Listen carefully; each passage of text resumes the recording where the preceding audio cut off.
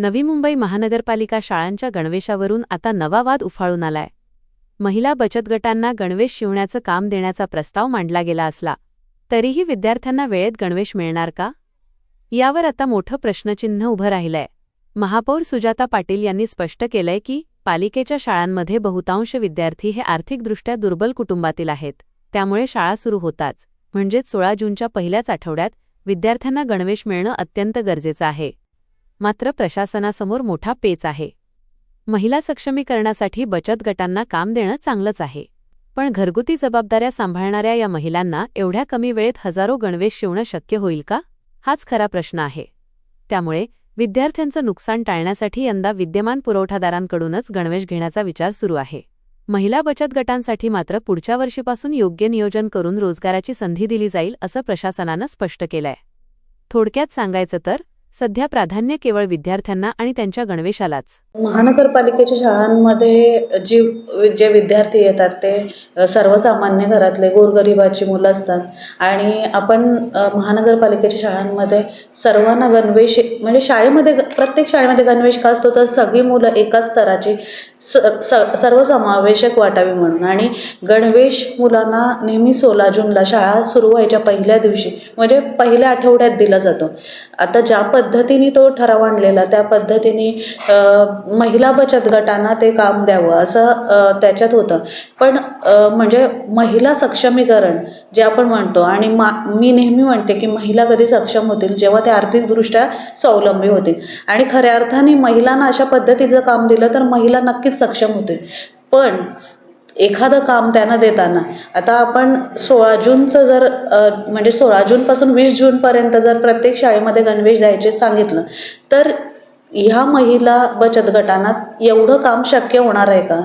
तर हे समजण्यासारखी गोष्ट आहे। मशीनचा स्पीड आणि माणसाचा स्पीड आणि महिला बचत गटामध्ये कुठल्या महिला असतात, सर्वसामान्य महिला ज्या आपलं घर सांभाळतात म्हणजे आपल्या परिवाराचं सगळं सांभाळतात आणि 2 तास 3 तास त्या वेळ देतात दुसरं इतर काम करायला, कारण त्यांना त्यांच्या संसाराला हातभार पाहिजे असतो म्हणून।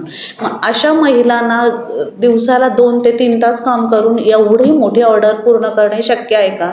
कारण आत्ता जर आपण एखाद्या कंपनीचं जरी विचार केला, एखाद्या म्हणजे टेक्स्टाईल कंपनीकडे जरी गेलो तरी एवढ्या कमी वेळात म्हणजे आता आपली जी प्रोसेस आहे त्याच्या पद्धतीने की निविदा काढा ते मंजूर सगळं होईपर्यंत एवढा वेळ निघून जाईल की शक्यच नाही आहे 16 जूनपर्यंत कपडे देणे। आणि त्यांनी सांगितलेलं की 2 वर्षासाठी हे करणार आहोत। मग महिलांना हे शक्यच होणार नाही। मी एक महिला आहे, मला समजते माझी कॅपॅसिटी, कितीही आपण प्रयत्न केला तरी घरचं सगळं काम उरकून 8-8 10-10 तास कुठलीच महिला काम करू शकत नाही आणि एवढी मोठी ऑर्डर करणे हे नक्कीच शक्य होणार आहे। म्हणजे काही सदस्यांनी तसा प्रयत्न केला की महिला बचत गटांच्या विरुद्ध बोललं जाते का, महिलांच्या विरुद्ध बोललं जाते का, विरोधी पक्षातून सावरण्याचा प्रयत्न केला की आम्ही तसं बोलत नाही, पण महिलांच्या विरुद्ध कधी बोललं जाणारच नाही। कारण मी स्वतः एक महिला आहे, महिला महापौर तिथं बसलेले असताना कुठल्या महिलांना काही काम देऊ नका असं मी बोलणारच नाही। आम्ही महिलांना काम मिळावं म्हणून प्रयत्न करतोय, नवीन प्रोजेक्ट्स महिलांसाठी कसे आणता येतील ते प्रयत्न करतोय।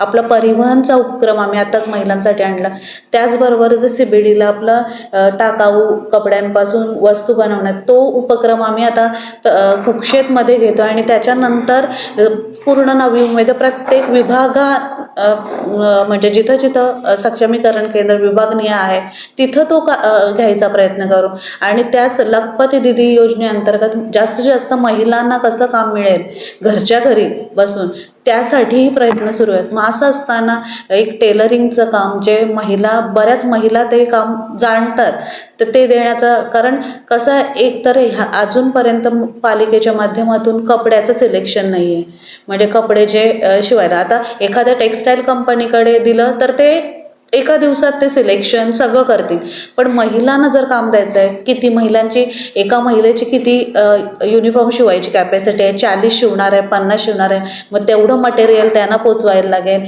ह्या सगळ्या ह्या कुठल्याही गोष्टीचा काही अभ्यास नाही झालेला आहे। मग अशा वेळी महिलांवर ते द्यायचं आणि नंतर मग 16 जूनपर्यंत नाही दिलं तर त्या महिला बचत गटांना दोषी ठरवायचं का?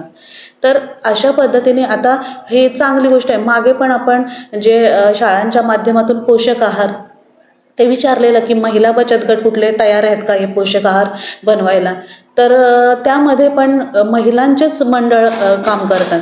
आपण हा जो म्हणजे महिला बचत गटाच्या माध्यमातून युनिफॉर्म वगैरे त्यासाठी आपण ह्या वर्षीचा फक्त करणार आहोत प्रोसेस की आत्ता मुलांना युनिफॉर्म मिळावे म्हणून जे आधीची एक्झिस्टिंग जे मॅन्युफॅक्चरर होते त्यांच्या माध्यमातून त्याच कमी रेटने आपल्याला मिळते का त्याची माहिती घेऊन तो प्रोसेस करणार आहोत. का तर मुलांना वेळेवर युनिफॉर्म भेटावं म्हणून.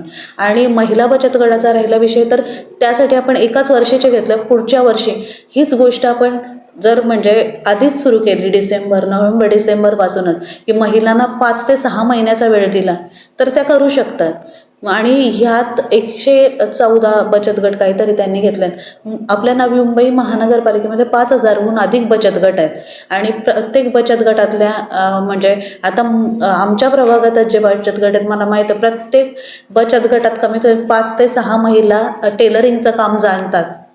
मग अशा माध्यमातून अजून जास्त बचत गटांच्या महिला पुढे येऊ शकतात आणि त्यांना पण काम देऊ शकतो आणि त्या वेळेत ते पूर्ण करू शकतात. 1 महिन्याचा अल्टिमेटम कधीच त्यांना म्हणजे पॉसिबल होणार नाही आहे. आणि आपल्याला प्रायोरिटी अशी आहे की आपल्या पालिका शाळेतल्या मुलांना गणवेश वेळेवर मिळाला पाहिजे. ते शाळेत गणवेशातच जायला पाहिजे आणि 16 ते 20 जून किंवा जो पहिला आठवडा आहे त्याच्यात प्रायोरिटीने गणवेश, त्यांच्या पुस्तकं, त्यांची दप्तर व ह्या सगळ्या पुरवण्याचं काम पालिकेकडून झालं पाहिजे. म्हणून आपण ह्यावेळी असा डिसिजन घेतला की ह्या वर्षी एक्झिस्टिंग मॅन्युफॅक्चरलाच विचारून ते देतात का ते आधी चौकशी आणि त्याच्यानंतर तो स्टँडिंगमध्ये विषय येऊन तत्काळ मंजुरीला देऊन मुलांना लवकरात लवकर गणवेश मिळतील असं बघण्यात येईल. माझ्या चॅनलला सबस्क्राईब करा आणि बेल आयकॉन दाबा जेणेकरून तुम्हाला माझे नवीन व्हिडिओ मिळतील.